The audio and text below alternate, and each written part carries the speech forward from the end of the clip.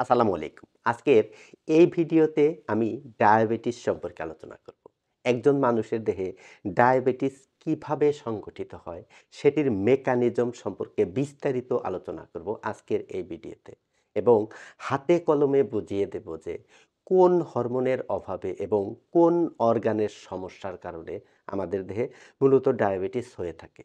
আশা করি সম্পূর্ণ ভিডিওটি দেখবেন। সম্পূর্ণ ভিডিওটি যদি দেখতে পারেন তাহলে আমি গ্যারান্টি সহকারে বলতে পারি যে আজকের পর থেকে আপনিও ডায়াবেটিসের মাস্টার হয়ে যাবেন। আপনিও অন্যজনকে ডায়াবেটিস সম্পর্কে বোঝাতে পারবেন। তাহলে চলুন শুরু করি আজকের ভিডিওটি। তাহলে এই যে ডায়াবেটিস বা বহুমূত্র, এই ডায়াবেটিস আসলে কাকে বলে? ইনসুলিন হরমোনের অভাবে বা ইনসুলিন হরমোনের স্বল্পতার কারণে যদি রক্তে গ্লুকোজের পরিমাণ স্বাভাবিকের চাইতে বেশি হয়ে যায় তাহলে তাকে ডায়াবেটিস বা বহুমূত্র বলা হয়। তাহলে ডায়াবেটিস হলো মূলত দুই ধরনের। একটা হচ্ছে ডায়াবেটিস মেলাইটাস, ডায়াবেটিস মেলাইটাস, আরেকটি হচ্ছে diabetes insipidus.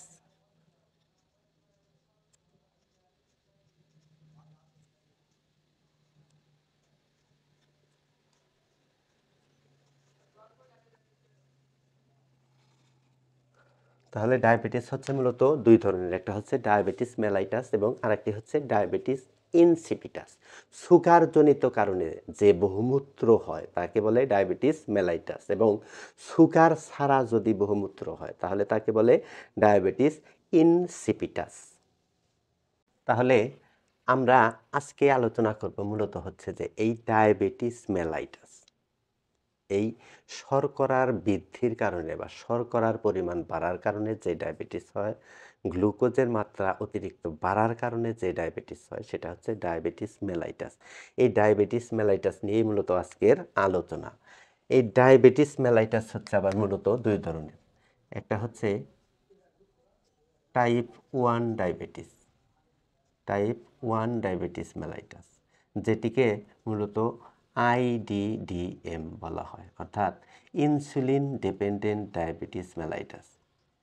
Insulin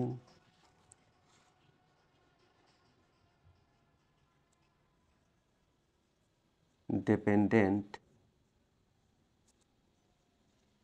diabetes mellitus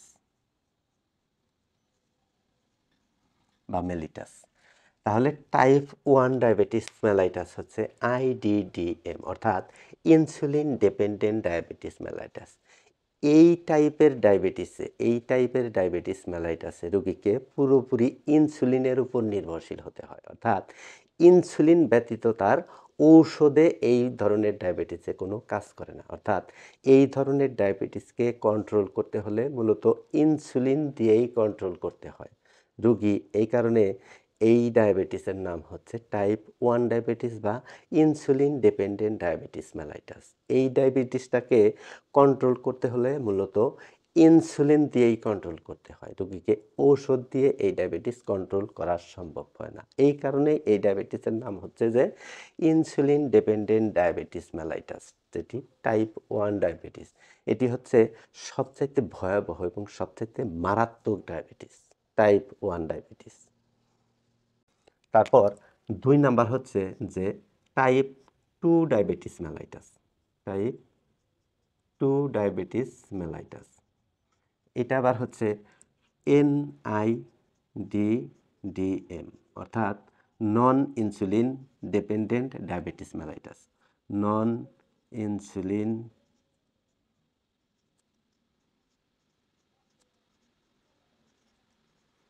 dependent diabetes mellitus. Type 2 হচ্ছে তাহলে কি? টাইপ 2 ডায়াবেটিস মেলাইটাস যেটি, সেটা হচ্ছে NIDDM, নন ইনসুলিন ডিপেন্ডেন্ট ডায়াবেটিস মেলাইটাস। এই ধরনের ডায়াবেটিসে রোগীকে ইনসুলিনের উপর পুরোপুরি নির্ভরশীল হতে হয় না, কারণ এই টাইপের ডায়াবেটিসে রোগীকে ওষুধ দিয়েই কন্ট্রোল করা সম্ভব। অর্থাৎ এই টাইপের ডায়াবেটিসে যেই গ্লুকোজ লেভেলটা বাড়ে সেটি মূলত ঔষধের মাধ্যমে কন্ট্রোল করা যায়। এটি ইনসুলিনের উপর পুরোপুরি নির্ভরশীল হতে হয় না। এই কারণে এই টাইপের ডায়াবেটিসের নাম হচ্ছে নন ইনসুলিন ডিপেন্ডেন্ট ডায়াবেটিস মেলাইটাস। অর্থাৎ এই ডায়াবেটিসে, এই ক্যাটাগরির ডায়াবেটিসে রোগীকে ইনসুলিনের উপর পুরোপুরি নির্ভরশীল হতে হয় না। তাহলে আমরা জানলাম যে ডায়াবেটিস মেলাইটাস হচ্ছে মূলত দুই ধরনের। একটা হচ্ছে টাইপ 1 ডায়াবেটিস মেলাইটাস এবং type 2 diabetes mellitus. Type 1 diabetes mellitus হচ্ছে ইনসুলিন ডিপেন্ডেন্ট ডায়াবেটিস মেলাইটাস। অর্থাৎ এই টাইপের ডায়াবেটিসে রোগীকে ইনসুলিনের উপর পুরোপুরি নির্ভরশীল হতে হয়। আর টাইপ 2 ডায়াবেটিস সেটি হচ্ছে নন ইনসুলিন ডিপেন্ডেন্ট ডায়াবেটিস মেলাইটাস। অর্থাৎ এই ক্যাটাগরির ডায়াবেটিসে রোগীকে পুরোপুরি ইনসুলিনের উপর নির্ভরশীল হতে হয় না। এটিতে রোগীকে ওষুধ খাওয়ালেই তার গ্লুকোজ লেভেলটা নিয়ন্ত্রণে হয়, অর্থাৎ কন্ট্রোলে থাকে। এখন তাহলে আমরা এই ডায়াবেটিসের মেকানিজম দেখব, মেকানিজম অফ ডায়াবেটিস।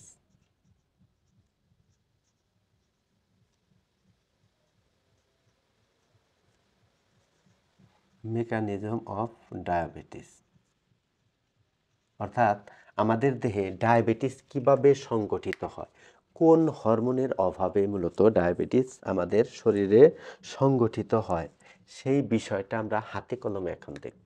তাহলে আমরা যদি একটা পাকস্থলীর ছবি আঁকি,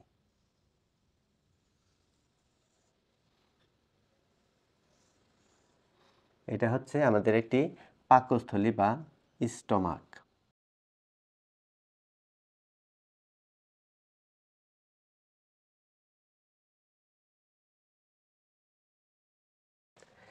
স্টমাকের নিচে পাতার মতো একটি অর্গান থাকে যার নাম হচ্ছে প্যানক্রিয়াস। প্যানক্রিয়াস বাংলায় যাকে বলে অগ্ন্যাশয়। এই প্যানক্রিয়াসের ভিতরে একটি গ্ল্যান্ড বা গ্রন্থি থাকে যার নাম হচ্ছে আইলেটস অফ ল্যাঙ্গারহ্যান্স। যার নাম হচ্ছে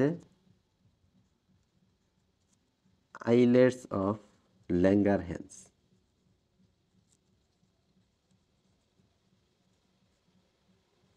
ল্যাঙ্গারহ্যান্স অর্থাৎ বিজ্ঞানী ল্যাঙ্গারহ্যান্সের নাম অনুসারে এই এই গ্রন্থিটার নামকরণ করা হয় আইলেটস অফ ল্যাঙ্গারহ্যান্স। আইলেটস অর্থ হচ্ছে যে দ্বীপপুঞ্জ, অর্থাৎ এই ল্যাঙ্গারহ্যান্সের দ্বীপপুঞ্জ কোথায় থাকে? প্যানক্রিয়াসের ভিতরে থাকে।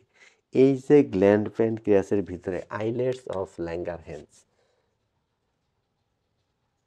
আইলেটস অফ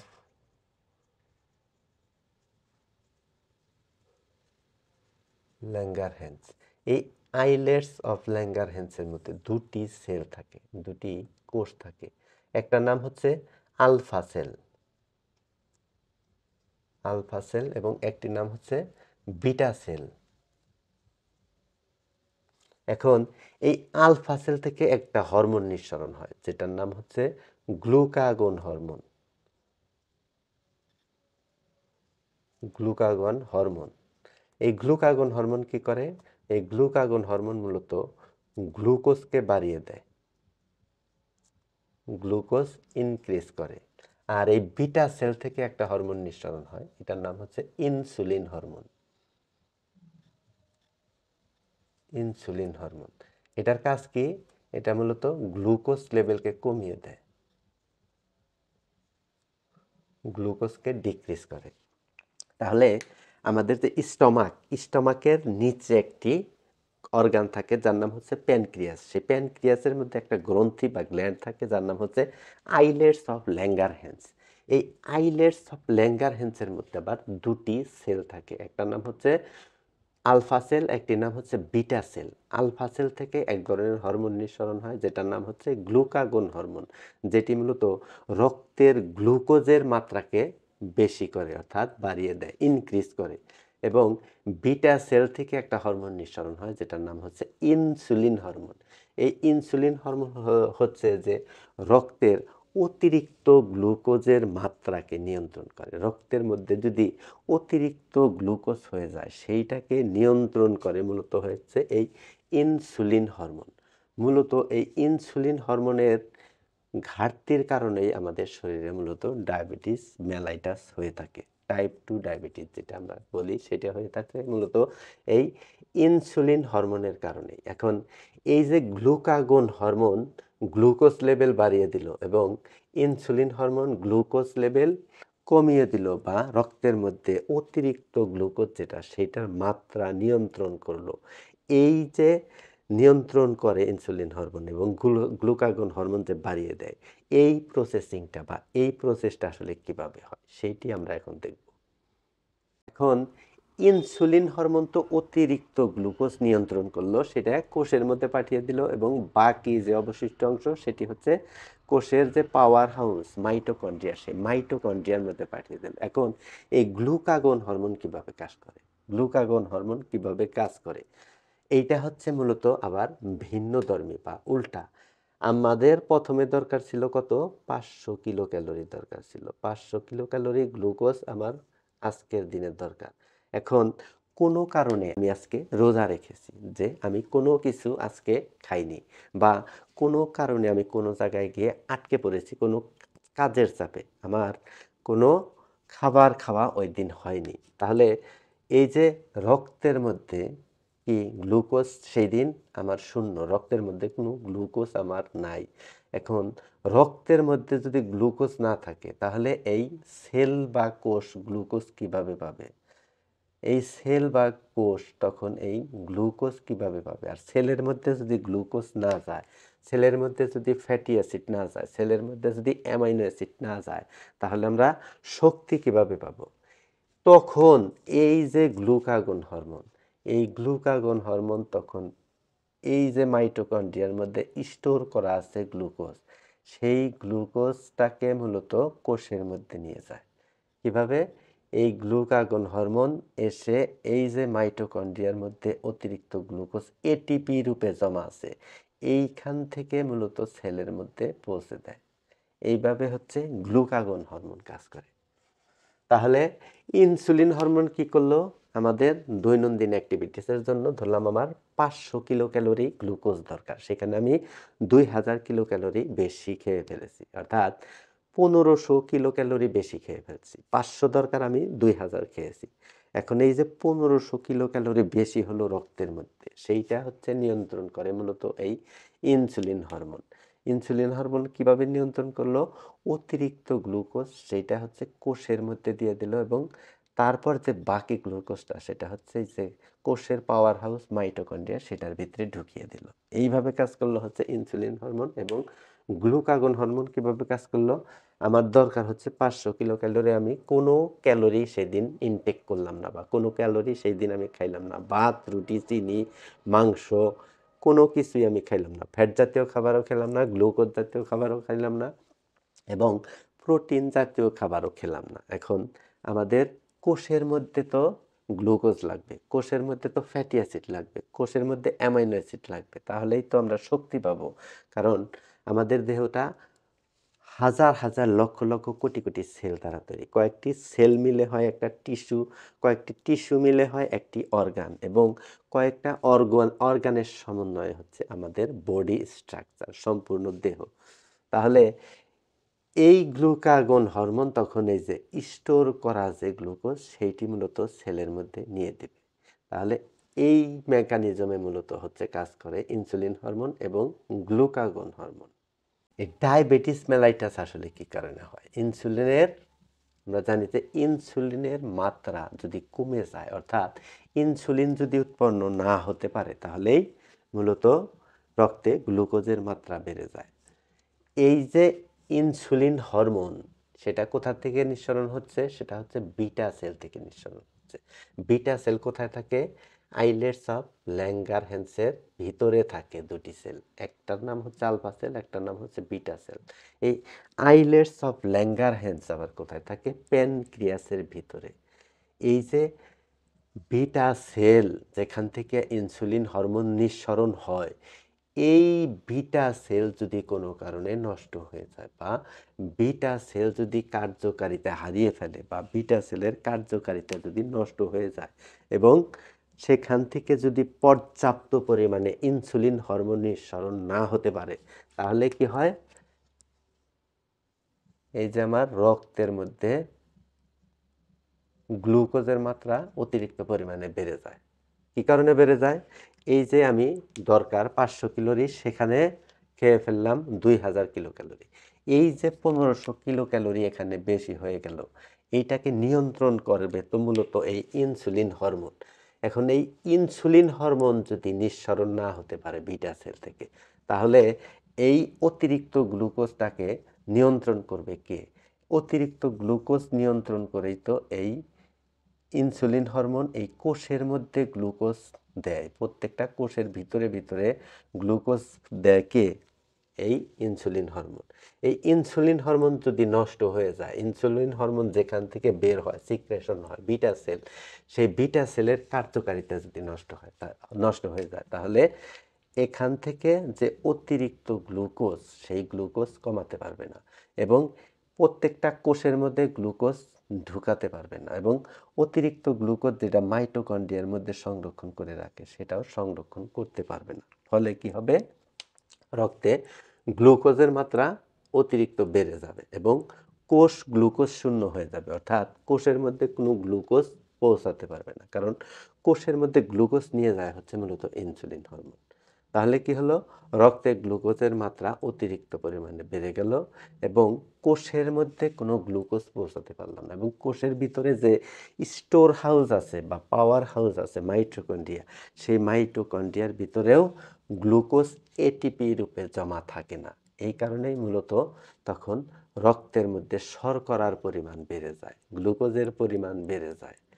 মূলত হচ্ছে এই ইনসুলিন হরমোনের কারণে। ইনসুলিন হরমোন যেখান থেকে বের হয় বিটা সেল, সেই বিটা সেলের কার্যকারিতা মূলত নষ্ট হয়ে যায়। ডায়াবেটিস মেলাইটাসে মূলত হচ্ছে যে এই বিটা সেল, এই বিটা সেলের কার্যকারিতা নষ্ট হয়ে যায়। বিটা সেল যেখান থেকে ইনসুলিন হরমোন নিঃসরণ হয়, ইনসুলিন হরমোন যেখানে থেকে মূলত নিঃসরণ হয়, সেই যে ফ্যাক্টরি, ইনসুলিন হরমোনের যে ফ্যাক্টরি বিটা সেল, সেই ফ্যাক্টরিটা নষ্ট হয়ে যায়। কাজেই সেখান থেকে ইনসুলিন হরমোন আর বের হতে পারে না। আর ইনসুলিন হরমোন বের হয় না বিদায়ী রক্তের মধ্যে গ্লুকোজের পরিমাণ অতিরিক্ত বেড়ে যায়।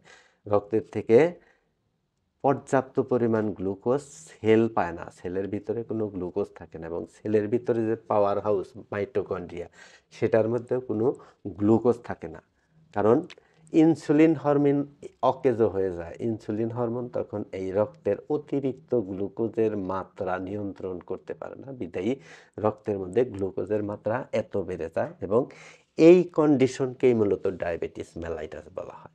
তাহলে ডায়াবেটিস মেলাইটাস কার কারণে হলো? ইনসুলিন হরমোনের ঘাটতির কারণে হলো, ইনসুলিন হরমোনের শূন্যতার কারণে হলো।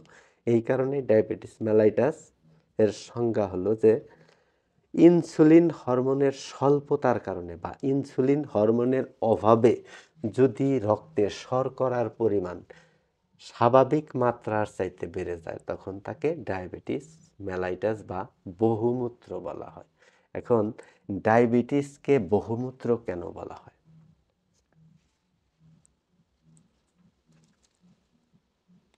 ডায়াবেটিস হলে ঘন ঘন যে প্রস্রাব হয়, এটির আসলে কারণ কি? তাহলে ডায়াবেটিসের আর এক নাম বহুমূত্র কেন, অর্থাৎ ডায়াবেটিসকে হলে মূত্র বেশি হয় কেন, অর্থাৎ ঘন ঘন প্রস্রাব কেন হয় ডায়াবেটিসের কারণে? ডায়াবেটিস হলে ঘন ঘন প্রস্রাব হয় হলো কারণ হচ্ছে যে এই যে আমার রক্তের মধ্যে গ্লুকোজের পরিমাণ বেড়ে গেছে, যে আমার দরকার হচ্ছে 500 কিলো ক্যালোরি, 500 কিলো ক্যালোরি গ্লুকোজের দরকার, সেখানে আমার গ্লুকোজের মাত্রা হয়েছে যে 2000 কিলো ক্যালোরি। এই যে অতিরিক্ত গ্লুকোজ, এইটাকে কি ইনসুলিন হরমোন সরাতে পারে না বা ইনসুলিন হরমোন এটার মাত্রাকে নিয়ন্ত্রণ করতে পারে না, বিধায়ী তখন কি করে? এই যে আমাদের যে দুটি কিডনি আছে, দুটি কিডনি, এই কিডনি আবার এই কিডনির পাশ দিয়ে কি হয়েছে? ইউরেটার নেমে গেছে, ইউরেটার।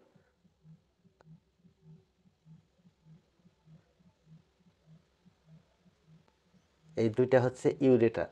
ইউরেটার কোথায় গিয়ে যোগ হয়েছে? ইউরিনারি ব্লাডারের মধ্যে গিয়ে যুক্ত হয়েছে। ইউরিনারি ব্লাডারের পরে থেকে এটি হচ্ছে মূলত ইউরেথ্রা বা পেনিস যেটাকে বলে। এখন এই যে রক্তের মধ্যে গ্লুকোজের পরিমাণ বেড়ে গেছে, এই অতিরিক্ত গ্লুকোজ বেড়ে যাওয়ার কারণে সেটি কি কিডনিতেও গ্লুকোজের পরিমাণ বেড়ে যায়। এখন এই যে অতিরিক্ত পরিমাণে গ্লুকোজ, এই অতিরিক্ত গ্লুকোজটাকে কিডনি চায় এখান থেকে অপসারণ করতে, এখান থেকে বের করে দিতে চায়। এই যে অতিরিক্ত গ্লুকোজ আমার রক্তের মধ্যে বেড়ে গেছে, সেই রক্তের মধ্যে অতিরিক্ত গ্লুকোজ বেড়ে যাওয়ার কারণে কিডনিতে সেটাতে এফেক্ট করে, অর্থাৎ কিডনির মধ্যে গ্লুকোজের পরিমাণ বেড়ে যায়। তখন কিডনি হচ্ছে যে এই ইউরেটারের মাধ্যমে চায় যে প্রস্রাবের মাধ্যমে এই অতিরিক্ত গ্লুকোজটাকে বের করার জন্য। তখন কিডনি করে কি, এই ইউরিনারি ব্লাডার যে মূত্রথলি, যেখানে মূত্র জমা থাকে, প্রস্রাব যেখানে জমা থাকে, তখন এই কিডনি হচ্ছে যে ইউরিনারি ব্লাডারকে চাপ দেয়। ইউরিনারি ব্লাডার যখন সংকুচিত হয় তখন আবার সিগন্যাল চলে যায় আমাদের কোথায়, ব্রেনের মধ্যে। ব্রেইনের মধ্যে সিগন্যাল চলে যায়, তখন আমরা বুঝি যে আমাদের এখন প্রস্রাব করতে হবে। তখন এই ইউরেথ্রা দিয়ে প্রস্রাব বের হয় এবং এই কাজটা ঘন ঘন করতে থাকে কিডনি। কিডনি এই কাজটা ঘন ঘন করে, কী জন্য করে, যে এই যে অতিরিক্ত গ্লুকোজ, সেই অতিরিক্ত গ্লুকোজকে কিডনি বের করে দিতে চায়। কাজেই কিডনি বারবার হচ্ছে ইউরিনারি ব্লাডারকে চাপ দেয়। ইউরিনারি ব্লাডারকে চাপ দেওয়ার কারণে ইউরিনারি ব্লাডার সংকুচিত হয় এবং সংকুচিত হওয়ার পরে সেই সিগন্যাল চলে যায় আমাদের ব্রেনে, অর্থাৎ নার্ভের মাধ্যমে ব্রেনে সিগন্যাল চলে যায়। তখন আমরা মূলত বুঝতে পারি যে আমাদের এখন প্রস্রাব করতে হবে, তখন আমরা প্রস্রাব করি। এই কারণেই মূলত যে এই ইনসুলিন হরমোনের স্বল্পতার কারণে বা ইনসুলিন হরমোন যদি সিক্রেশন না হয় তাহলে মূলত ঘন ঘন প্রস্রাব হয়। ঘন ঘন প্রস্রাবের মূল কারণ হচ্ছে যে এই গ্লুকোজ লেভেল বেড়ে যাওয়া। গ্লুকোজ লেভেল অতিরিক্ত বেড়ে যাওয়ার কারণে কিডনি এই অতিরিক্ত গ্লুকোজটাকে বের করতে চায় বিদায়ী তখন ইউরিনারি ব্লাডারকে চাপ দেয়, সংকুচিত করে। তখন মূলত ইউরিনারি ব্লাডার বা ব্রেনকে সিগন্যাল দেয়। এই কারণেই মূলত যে ডায়াবেটিস বা বহুমূত্র রোগের কারণে মূত্রের পরিমাণ বেশি হয়। ডায়াবেটিস বা বহুমূত্র হলে ঘন ঘন পানি পিপাসা কেন লাগে? ঘন ঘন পানি পিপাসা লাগার কারণ হচ্ছে যে এই যে কিডনি ইউরিনারি ব্লাডারকে চাপ দিচ্ছে, বারবার ঘন ঘন প্রস্রাব হচ্ছে। ঘন ঘন প্রস্রাব হওয়ার কারণে কি হচ্ছে, শরীর থেকে লবণ পানি বের হয়ে যাচ্ছে, সাথে কি বের হচ্ছে, সোডিয়াম ক্লোরাইড পটাশিয়াম, অর্থাৎ ইলেকট্রোলাইট ইমব্যালেন্স হচ্ছে শরীরে। এই ইলেকট্রোলাইট ইমব্যালেন্স যখন বডিতে হয় তখন আমাদের যে বডি সিস্টেম তখন আবার বডিকে কি করে, যে তোর ভিতর থেকে লবণ পানি বেরিয়ে গেছে, তুই আরও বেশি বেশি পানি খা। এই কারণে মূলত পানি পিপাসা বোধ হয়। পিপাসা বোধ হওয়ার মূলত একটি কারণ, সেটা হচ্ছে শরীর থেকে সোডিয়াম ক্লোরাইড পটাশিয়াম বাইকার্বনেট, অর্থাৎ প্রয়োজনীয় যে ইলেকট্রোলাইটস, সেই ইলেকট্রোলাইটসগুলো প্রস্রাবের মাধ্যমে বের হয়ে যায়। তখন আমাদের বডি সিস্টেম পানির শূন্যতা অনুভব করে, ডিহাইড্রেশন অনুভব করে, এবং এই ডিহাইড্রেশন অনুভব যখন করে তখন সে আবার বডিকে সিগন্যাল দেয় যে তোর শরীরে ডিহাইড্রেশন হয়েছে, পানির শূন্যতা হয়েছে, তো পানি খাওয়ার দরকার। এই কারণেই মূলত যে এই ডায়াবেটিসের রোগীদের অতিরিক্ত পানি পিপাসা লাগে, এটাই হচ্ছে মূল কারণ। এখন ডায়াবেটিস মেলাইটাসে তাহলে ঘন ঘন ক্ষুধা কেন লাগে? ক্ষুধা কেন ঘন ঘন লাগে? ঘন ঘন ক্ষুধা লাগার কারণ হচ্ছে যে এই যে রক্তের মধ্যে গ্লুকোজের পরিমাণ বেড়ে গেছে, সেই যে অতিরিক্ত গ্লুকোজ সেটা এই সেলের মধ্যে পৌঁছাতে পারতেছে না। সেলের মধ্যে গ্লুকোজ পৌঁছায় কে? এই ইনসুলিন হরমোনের উৎপন্ন বন্ধ হয়ে গেছে, কাজেই এই সেল বা কোষের মধ্যে গ্লুকোজ পৌঁছাতে পারতেছে না। এই সেলের খাবার হচ্ছে মূলত গ্লুকোজ যদি সেল পর্যাপ্ত পরিমাণে না পায় তাহলে এই সেল তার কার্যকারিতা প্রদর্শন করতে পারে না এবং আমরাও সেখান থেকে শক্তি পাই না। এই যে সেলের মধ্যে গ্লুকোজ শূন্য হয়ে গেছে, এই কারণে সেল তখন চায় যে আমার মধ্যে গ্লুকোজ আসুক, কিন্তু সেল যখন পর্যাপ্ত পরিমাণে গ্লুকোজ না পায় তখন বডি সিস্টেমকে সে জানায় যে আমার ভিতরে গ্লুকোজের দরকার। এখন এই সেল গ্লুকোজ পাবে কিভাবে? রক্তের মধ্যে যদি গ্লুকোজের পরিমাণ বেশি হয়, এবং সেইটি যদি ইনসুলিন হরমোন রক্তের থেকে সেলের মধ্যে দিয়ে দেয়, তাহলেই সেল মূলত এই গ্লুকোজ পায়। যেখানে ইনসুলিন হরমোনই নিঃসরণ হইতেছে না, সেখানে সেল গ্লুকোজ কীভাবে পাবে? এই কারণে সেল গ্লুকোজ শূন্যতার কারণে বডি সিস্টেমকে জানানো দেয় যে আমার গ্লুকোজের দরকার। তখন বডি সিস্টেম আবার তাকে জানায় যে সেলের গ্লুকোজ দরকার, তুই শর্করা জাতীয় খাবার খা। তুই শর্করা জাতীয় খাবার যদি খাস, তাহলেই রক্তের মধ্যে শর্করার পরিমাণ বেড়ে যাবে এবং তাহলে সেখান থেকে হচ্ছে যে এই সেলের মধ্যে বা কোষের মধ্যে পর্যাপ্ত পরিমাণ গ্লুকোজ পৌঁছাবে। মূলত এটাই হচ্ছে কারণ যে সেল তখন পর্যাপ্ত পরিমাণে গ্লুকোজ পায় না। সেল পর্যাপ্ত পরিমাণে গ্লুকোজ পাওয়ার জন্য বডি সিস্টেমকে সংকেত দেয় যে বারবার খাওয়ার জন্য। এই কারণেই ডায়াবেটিস মেলাইটাসে বেশি বেশি ঘন ঘন ক্ষুধা লাগে। মূলত একটাই কারণ যে সেলের মধ্যে পর্যাপ্ত পরিমাণে গ্লুকোজ যায় না। সেল গ্লুকোজ পাওয়ার জন্যই মূলত বডি সিস্টেমকে জানানি দেয়। এখন বডি সিস্টেম তখন আবার জানানি দেয় যে তুই বেশি বেশি করে খা, তখন ক্ষুধার প্রবণতা বেশি হয়। তাহলে এই ডায়াবেটিস মেলাইটাসে শরীরের ওজন কমে কেন? শরীরের ওজন কেন হ্রাস পায়? শরীরের ওজন হ্রাস পাওয়ার কারণ হচ্ছে এই যে সেল বা কোষ, এখানে পর্যাপ্ত পরিমাণে গ্লুকোজ সে পাচ্ছে না। সেই পর্যাপ্ত পরিমাণে গ্লুকোজ না পাওয়ার কারণে সে হচ্ছে যে ফ্যাটকে ভাঙে এবং প্রোটিনকে ভাঙে। ফ্যাট এবং প্রোটিনকে ভেঙে সে চেষ্টা করে যে ফ্যাটকে ভেঙে গ্লুকোজ নেওয়ার জন্য এবং প্রোটিনকে ভেঙে ফেলে গ্লুকোজ নেওয়ার জন্য। কারণ সেলের মধ্যে পর্যাপ্ত পরিমাণে গ্লুকোজ নাই, সে চাইতেছে শুধু গ্লুকোজ, তার গ্লুকোজ দরকার। এখন প্রোটিনকে যখন ভাঙে, ফ্যাটকে যখন ভাঙে, তখন মূলত শরীরের ওজন কমে যায়, শরীরের ওজন হ্রাস পায়। মূলত ঘটনা এই গ্লুকোজের কারণে।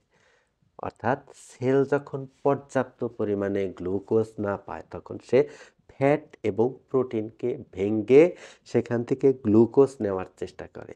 এই ফ্যাট এবং প্রোটিন ভাঙার কারণে মূলত শরীরের ওজন হ্রাস পায় বা কমে যায়। ডায়াবেটিস মেলাইটাস আমরা হচ্ছে দুই ধরনের দেখলাম, একটা হচ্ছে ইনসুলিন ডিপেন্ডেন্ট ডায়াবেটিস মেলাইটাস, আর একটা হচ্ছে নন ইনসুলিন ডিপেন্ডেন্ট ডায়াবেটিস মেলাইটাস।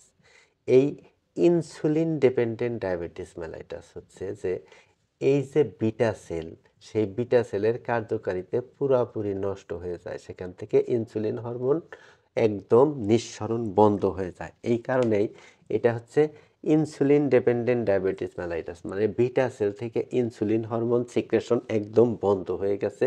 কাজেই তখন আমাদের ইনসুলিন বাহির থেকে দিতে হয়, বিধায় এটার নাম হচ্ছে ইনসুলিন ডিপেন্ডেন্ট ডায়াবেটিস মেলাইটাস বা টাইপ 1 ডায়াবেটিস মেলাইটাস।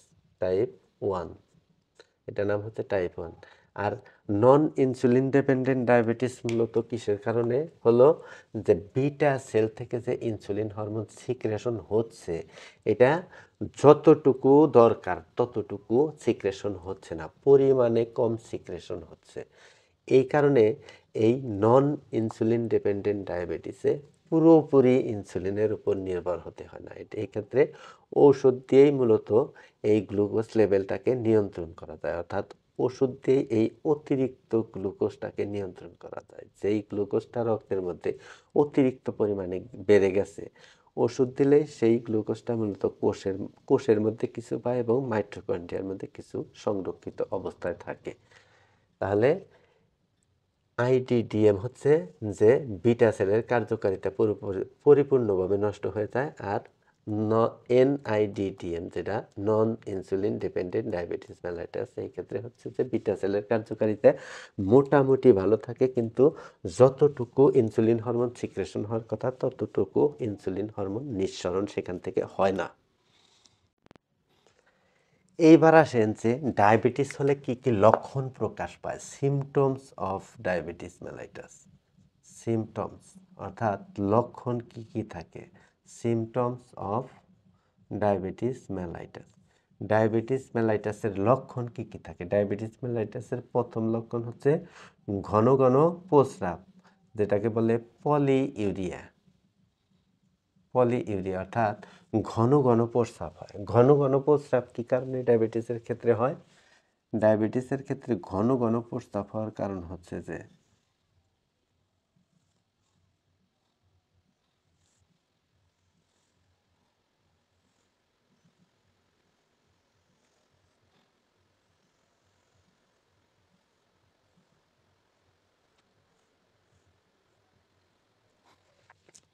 ডায়াবেটিসের কারণে ঘন ঘন প্রস্রাব হওয়ার কারণ হচ্ছে যে আমার এই যে রক্তের মধ্যে গ্লুকোজ বেড়ে গেছে, রক্তের মধ্যে পরিমাণে গ্লুকোজ অনেক বেশি হয়ে গেছে। এই অতিরিক্ত গ্লুকোজের কারণে সেই গ্লুকোজ এসে কি কিডনিতে জমা হয়। কিডনিতে অতিরিক্ত গ্লুকোজ এসে এই কিডনিতে জমা হয়। তখন এই অতিরিক্ত গ্লুকোজ কিডনি চায় হচ্ছে যে বের করে দেওয়ার জন্য। কিডনি কোথায় দিয়ে বের করে দিবে? এই ইউরেটার দিয়ে এই ইউরিনারি ব্লাডারের মধ্যে জমা করবে। তখন কিডনি হচ্ছে এই অতিরিক্ত গ্লুকোজ বের করে দেওয়ার জন্য, এটা হচ্ছে ইউরিনারি ব্লাডার বা মূত্রথলি। তখন এই কিডনি ইউরিনারি ব্লাডারকে সংকুচিত করে, অর্থাৎ কিডনি তখন ইউরিনারি ব্লাডারকে চাপ দেয়। আর ইউরিনারি ব্লাডারে যখন চাপ পড়ে তখন ইউরিনারি ব্লাডার আবার সংকেত পাঠিয়ে দেয় আমাদের ব্রেনের মধ্যে। ব্রেনের মধ্যে তখন সিগন্যাল চলে যায়। তখন আমরা মূলত বুঝতে পারি যে আমাদের এখন প্রস্রাব করতে হবে। তখন আমরা এই ইউরেথ্রার মাধ্যমে এখান দিয়ে প্রস্রাব বের হয়ে আসে। এই কারণেই মূলত ডায়াবেটিস বা বহুমূত্র রোগে ঘন ঘন প্রস্রাব হয়। কী কারণে?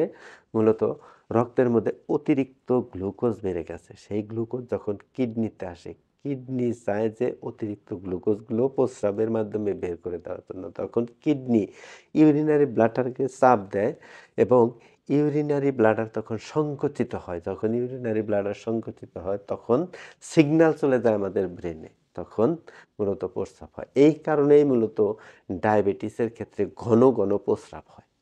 তারপরে কি হয়? ঘন ঘন পানি পিপাসা লাগা, পলিডিপসিয়া।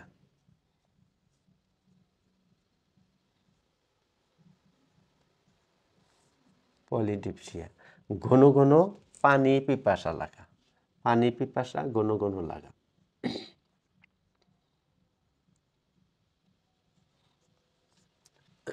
তাহলে পানি পিপাসা ঘন ঘন লাগে কেন? এই যে ঘন ঘন প্রস্রাব হচ্ছে, মূত্র ত্যাগ হচ্ছে, এই ঘন ঘন প্রস্রাবের ফলে কি হয়? শরীর থেকে কি হয়? সোডিয়াম ক্লোরাইড, পটাশিয়াম বাইকার্বনেট অর্থাৎ ইলেকট্রোলাইট ইমব্যালেন্স হয়। ইলেকট্রোলাইটের ইমব্যালেন্স হয়। Electrolyte imbalance.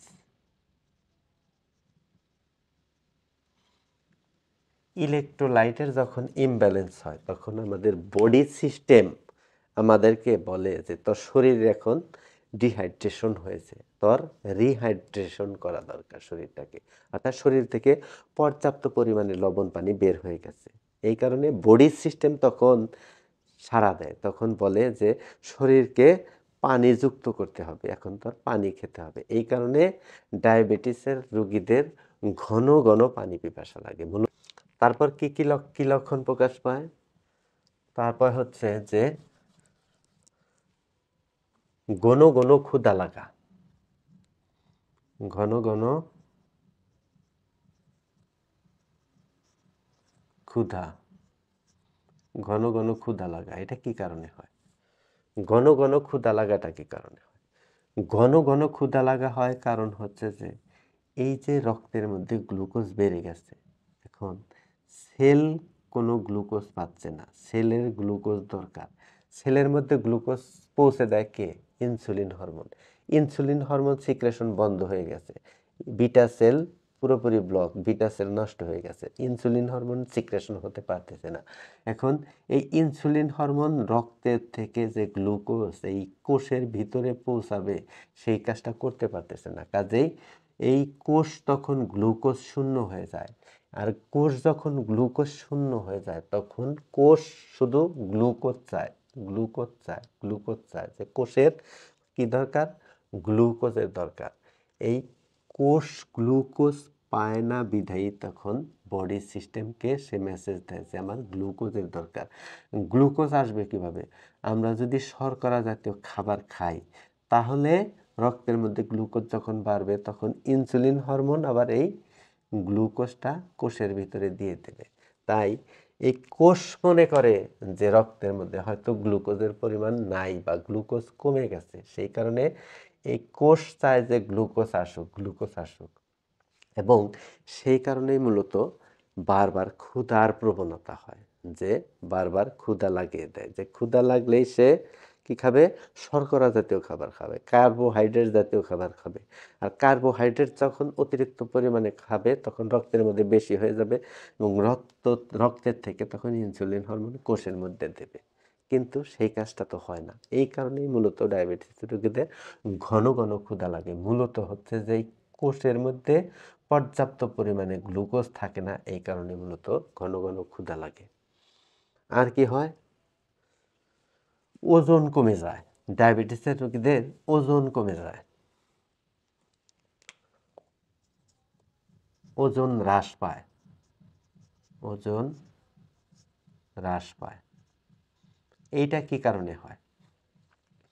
ওজন হ্রাস পায় কি কারণে? এই যে সেলের ভিতরে যে গ্লুকোজ দরকার, গ্লুকোজ সে কি এই মাইটোকন্ড্রিয়ার থেকেও পাইতেছে না, এখানে সংরক্ষণ করা নাই, যা ছিল সব শেষ হয়ে গেছে। এখন এই কোষের মধ্যে মূলত গ্লুকোজের দরকার, ওরা গ্লুকোজ শূন্য হয়ে পড়ছে। কোষের খাবার হচ্ছে গ্লুকোজ, কোষের খাবার হচ্ছে ফ্যাটি অ্যাসিড, কোষের খাবার হচ্ছে অ্যামাইনো অ্যাসিড। অর্থাৎ আমরা যে কার্বোহাইড্রেটগুলো খাই সেখান থেকে মূলত গ্লুকোজ তৈরি হয় এবং আমরা যে ফ্যাট খাই সেখান থেকে ফ্যাটি অ্যাসিড তৈরি হয়, আমরা যে প্রোটিন খাই সেখান থেকে অ্যামাইনো অ্যাসিড তৈরি হয়। এখন এই যে গ্লুকোজ শূন্য হয়ে গেছে সেল এখান থেকেও গ্লুকোজ পাচ্ছে না, কোথাও থেকে গ্লুকোজ পাচ্ছে না, গ্লুকোজ পাবে কিভাবে? ইনসুলিন হরমোন তো গ্লুকোজ এখানে ঢুকাইয়া দিতে পারতেছে না। এই গ্লুকোজ না পাওয়ার কারণে সে কি করে, ফ্যাটকে ভাঙে, ফ্যাট এবং প্রোটিনকে ভাঙে, ফ্যাট এবং প্রোটিনকে ভাঙে, ফ্যাটকে ভেঙে সেখান থেকে সে গ্লুকোজ পাওয়ার চেষ্টা করে এবং প্রোটিনকে ভাঙে সেখান থেকে সে গ্লুকোজ পাওয়ার চেষ্টা করে। গ্লুকোজ তার মধ্যে শূন্য আছে, গ্লুকোজ নাই তার মধ্যে। এই কারণে ফ্যাট ও প্রোটিনকে যখন ভাঙে তখন আমাদের দেহ ওজন হ্রাস পায়, আমাদের দেহে তখন ওজন হ্রাস পায়, দেহের ওজন কমে যায়। এটাই হচ্ছে মূল কারণ, যে কোষের মধ্যে যখন এই ফ্যাট এবং প্রোটিন ভাঙা শুরু হয় তখন আমাদের ওজন কমতে থাকে। এটাই হচ্ছে মূলত কারণ। আর কি কি লক্ষণ প্রকাশ পায়?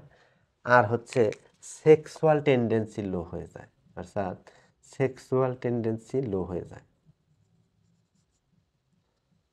সেক্সুয়াল টেন্ডেন্সি লো, সেক্সুয়াল টেন্ডেন্সি লো অর্থাৎ যৌন দুর্বলতা শুরু হয়। কি হয়? প্রিম্যাচিউর ইজাকুলেশন হয় এবং ইরেকটাইল ডিসফাংশন হয়। এই অতিরিক্ত ডায়াবেটিসের রোগীদের প্রিম্যাচিউর এবং ইরেকটাইল ডিসফাংশন হয়, অর্থাৎ যৌন দুর্বলতা শুরু হয়। যৌন দুর্বলতা কি কারণে শুরু হয়? সেলের মধ্যে যে পর্যাপ্ত পরিমাণে গ্লুকোজ নাই, সেল যে পর্যাপ্ত পরিমাণে গ্লুকোজ পাচ্ছে না, এই কারণে মূলত সে সেক্সুয়াল যে অর্গান আছে সেই সেক্সুয়াল অর্গানের মধ্যে কোনো কাজ করতে পারতেছে না, বিদায় তখন এই সেক্সুয়াল টেন্ডেন্সি লো হয়ে যায়, অর্থাৎ ইমিউনিটি পাওয়ার ড্যামেজ হয়ে যায়, ইমিউনিটি পাওয়ার কমে যায়। অর্থাৎ এই ডায়াবেটিসের রোগীদের ইমিউনো কম্প্রোমাইজড পেশেন্ট বলা হয়, তাদের মধ্যে ইমিউনিটি পাওয়ার, রোগ প্রতিরোধ ক্ষমতা কমে যায়, আর রোগ প্রতিরোধ ক্ষমতা কমে যাওয়ার কারণে সেক্সুয়াল টেন্ডেন্সি লো হয়ে যায়। আরেকটা লক্ষণ হয় সেটা হচ্ছে যে ক্ষত দেরিতে শুকায়, ডায়াবেটিস রোগীদের ক্ষত দেরিতে শুকায়, ঘা বা ক্ষত যদি হয় সেটা সহজে শুকাতে চায় না, ক্ষত দেরিতে শুকায়। তাহলে আমরা এই যে ডায়াবেটিসের মেকানিজম, একজন মানুষের দেহে ডায়াবেটিস কিভাবে আসলে সংগঠিত হয়, কোন হরমোনের কারণে সংগঠিত হয়, কোন হরমোনের ঘাটতির কারণে হয়, সেটি যদি ওভারভিউটা একটু সংক্ষিপ্ত আকারে আবার দেখি তাহলে দেখেন যে কিভাবে জিনিসটা সংগঠিত হয়। যেমন এটা হচ্ছে আমাদের পাকস্থলী, এটা হচ্ছে আমাদের পাকস্থলী বা স্টমাক। এটার মধ্যে একটা কি আছে?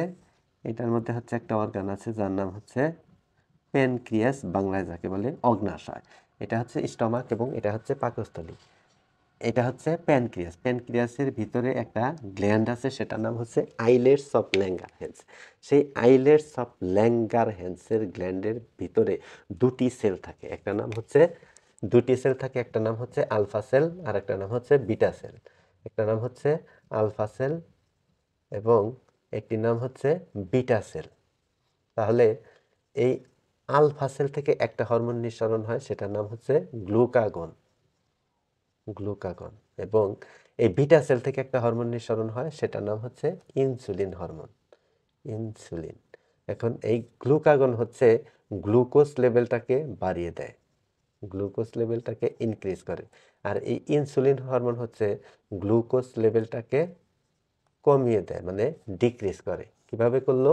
যেমন আমাদের প্রতিদিন দরকার হচ্ছে 500 কিলো ক্যালোরি গ্লুকোজ, সেখানে আমরা খেয়ে ফেলাম হচ্ছে 2000 কিলো ক্যালোরি গ্লুকোজ। এখন কতটুকু বেশি হলো? 1500 কিলো ক্যালোরি গ্লুকোজ বেশি হলো। এই যে বেশি গ্লুকোজ রক্তের মধ্যে চলে গেল, এইটা হচ্ছে ইনসুলিন মূলত কোষের মধ্যে নিয়ে আসে, কোষের মধ্যে ঢুকিয়ে দেয় এবং বাড়তি যে গ্লুকোজটা সেটা হচ্ছে কোষের ভিতরে যে পাওয়ার হাউস মাইটোকন্ড্রিয়া, সেই মাইটোকন্ড্রিয়ার মধ্যে জমা রাখে, যাতে করে পরবর্তীতে এই কোষ আবার এখান থেকে পর্যাপ্ত পরিমাণে গ্লুকোজ পেতে পারে। আর এদিকে গ্লুকাগন হরমোন কি করে? আমার 500 কিলো ক্যালোরি গ্লুকোজ দরকার, সেখানে আমি 0 কিলো ক্যালোরি খাইলাম, তাহলে গ্লুকাগন হরমোন তখন কি করে? এই যে কোষের মধ্যে মাইটোকন্ড্রিয়ার মধ্যে যে গ্লুকোজ থাকে, সেই গ্লুকাগন হরমোন মূলত কোষের মধ্যে পৌঁছিয়ে দেয়। এইভাবে মূলত ইনসুলিন এবং গ্লুকাগন হরমোন কাজ করে। তাহলে ডায়াবেটিস মেলাইটাস কিভাবে হলো? ডায়াবেটিস মেলাইটাস হলো যে এই যে ইনসুলিন হরমোন সিক্রেশন হচ্ছে বিটা সেল থেকে, এই বিটা সেলের কার্যকারিতা যদি কোনো কারণে নষ্ট হয়ে যায়, বিটা সেল যদি কোনো কারণে ধ্বংস হয়ে যায়, তাহলে কি করবে?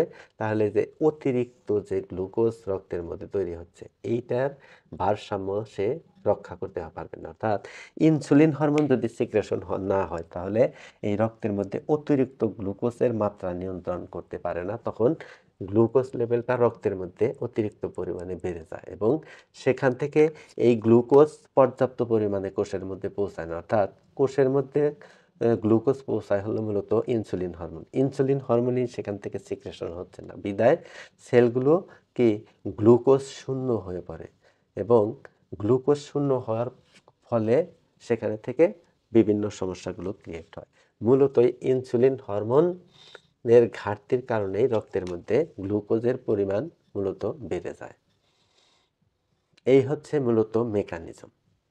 এখন এই যে ডায়াবেটিস মেলাইটাস হয়েছে, রক্তে গ্লুকোজের পরিমাণ স্বাভাবিকের চাইতে বেড়ে গেছে, ইনসুলিনের পরিমাণ কমে গেছে।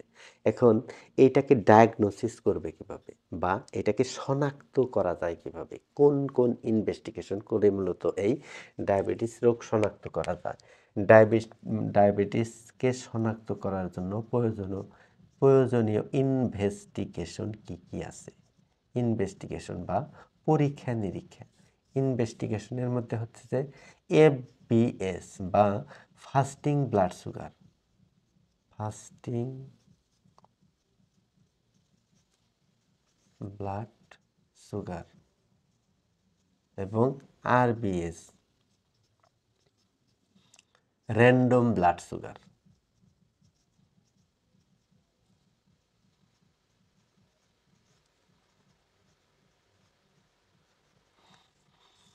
এফবিএস এবং আরবিএস। এফবিএস হচ্ছে fasting blood sugar. Fasting blood sugar কাকে বলে? যেই ব্লাডটা হচ্ছে খাওয়ার আগে কালেকশন করা হয়, অর্থাৎ খাবার আগে যে পরীক্ষা করা হয় তাকে বলে ফাস্টিং ব্লাড সুগার। আর র্যান্ডম ব্লাড সুগার বা আরবিএস হলো যে খাবার পরে দিনের যে কোনো সময়ে কালেকশন করে টেস্ট করা হয়, সেটা হচ্ছে আরবিএস বা র্যান্ডম ব্লাড সুগার। এখন এই ফাস্টিং ব্লাড সুগার বা রক্তে গ্লুকোজের পরিমাণ দেখে সেটা নর্মাল রেঞ্জ কত? এফবিএস বা ফাস্টিং ব্লাড সুগারের নর্মাল রেঞ্জ কত? এফবিএস এর নর্মাল রেঞ্জ অর্থাৎ স্বাভাবিক মাত্রা কত? খাবার আগে সেটার মাত্রা কত? সেটার মাত্রা হচ্ছে 5.6 থেকে 6 মিলিমোল পার লিটার। 5.6 থেকে 6 মিলিমোল পার লিটার, এটা হচ্ছে ফাস্টিং ব্লাড সুগার অর্থাৎ এফবিএস এর নর্মাল রেঞ্জ। এবং র্যান্ডম ব্লাড সুগার যেটি আরবিএস, এটার নর্মাল রেঞ্জ কত? আরবিএস এর নর্মাল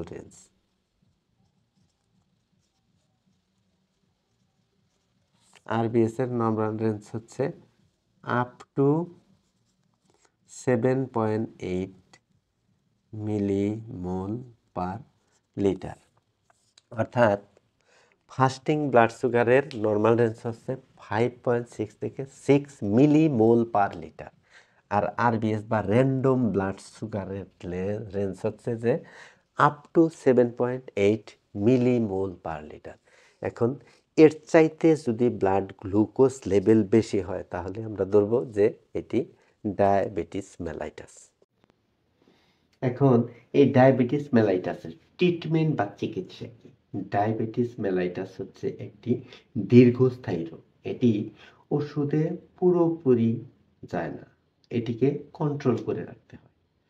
তাহলে এখন এই ডায়াবেটিস মেলাইটাসের ট্রিটমেন্ট বা চিকিৎসা কি? ডায়াবেটিস মেলাইটাসের ট্রিটমেন্ট হচ্ছে মূলত লাইফ স্টাইল মডিফিকেশন করতে হবে, লাইফটাকে মডিফাই করতে হবে, অর্থাৎ জীবনযাত্রার মানের মধ্যে পরিবর্তন আনতে হবে।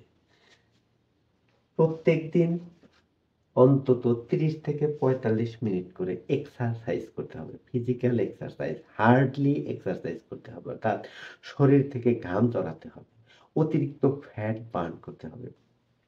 তাহলে প্রথম ট্রিটমেন্ট হচ্ছে lifestyle modification. Lifestyle modification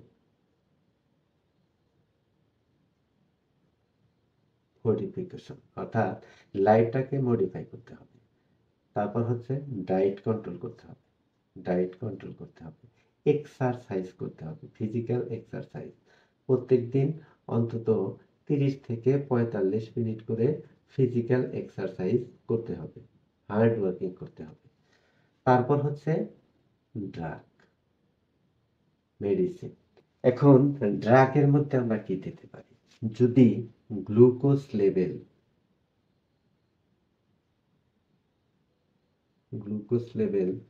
10 millimole per litre হয় তাহলে সেই ক্ষেত্রে আমরা শুধু দেব ট্যাবলেট মেটফরমিন।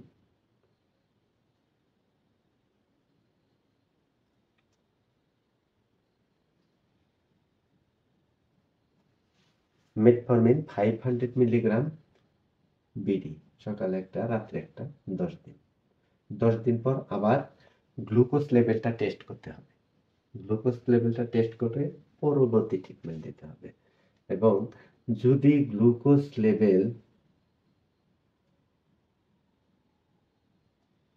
12 থেকে 15 হয় সেক্ষেত্রে মেটফরমিনের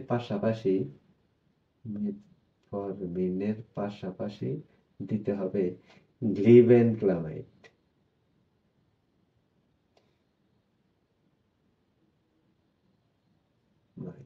অথবা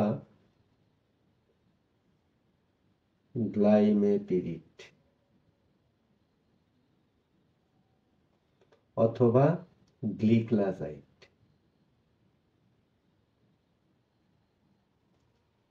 মেটফরমিন সাথে থাকবে, সাথে গ্লিবেনক্লামাইড অথবা গ্লাইমেপিরিড অথবা গ্লিক্লাজাইডের যে কোনো একটি।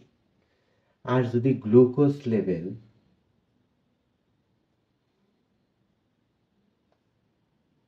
15 থেকে 20 হয়ে যায় মিলিমোল পার লিটার তাহলে ট্রিটমেন্ট হচ্ছে যে মেটফরমিন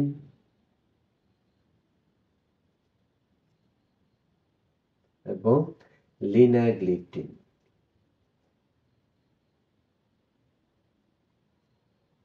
মেটফরমিন এবং লিনাগ্লিপটিনের কম্বিনেশন ড্রাগ বাজারে পাওয়া যায়, সেই ধরনের ড্রাগগুলো দিতে হবে, অথবা মেটফরমিনের সাথে লিনাগ্লিপটিন অ্যাড করে দিতে হবে। মেটফরমিনও খাবে এবং সাথে লিনাগ্লিপটিনও খাবে।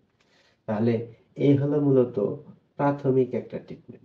এখন এই ডায়াবেটিস যদি আনকন্ট্রোল হয়ে যায়, অর্থাৎ কন্ট্রোলের মধ্যে না থাকে, অর্থাৎ অতিরিক্ত গ্লুকোজ লেভেল যদি বেড়ে যায়, তাহলে অবশ্যই একজন ডায়াবেটিসের ডাক্তার দেখাতে হবে। প্রয়োজনীয় পরীক্ষা নিরীক্ষা করে তারপর ওষুধ খেতে হবে, অথবা একজন এন্ডোক্রাইনোলজিস্ট দেখাতে হবে। যেহেতু ডায়াবেটিস হচ্ছে একটি হরমোনজনিত সমস্যা, ইনসুলিন হচ্ছে একটা হরমোন। এই হরমোনের শূন্যতার কারণে এবং এই হরমোনের ঘাটতির কারণে মূলত ডায়াবেটিস মেলাইটাস হয়ে থাকে। তাহলে আজকের এই আলোচনা থেকে যদি আপনারা উপকৃত হয়ে থাকেন, তাহলে ভিডিওটিতে একটি লাইক করবেন, একটি কমেন্টস করবেন এবং পারলে বন্ধুদের সাথে শেয়ার করবেন। ভালো থাকবেন, সুস্থ থাকবেন। সবার সুস্থতা কামনা করে আজকের মতো এখানে বিদায় নিচ্ছি। দেখা হবে পরবর্তী কোনো ভিডিওতে। সে পর্যন্ত সবাই ভালো থাকবেন, সুস্থ থাকবেন। আল্লাহ হাফেজ।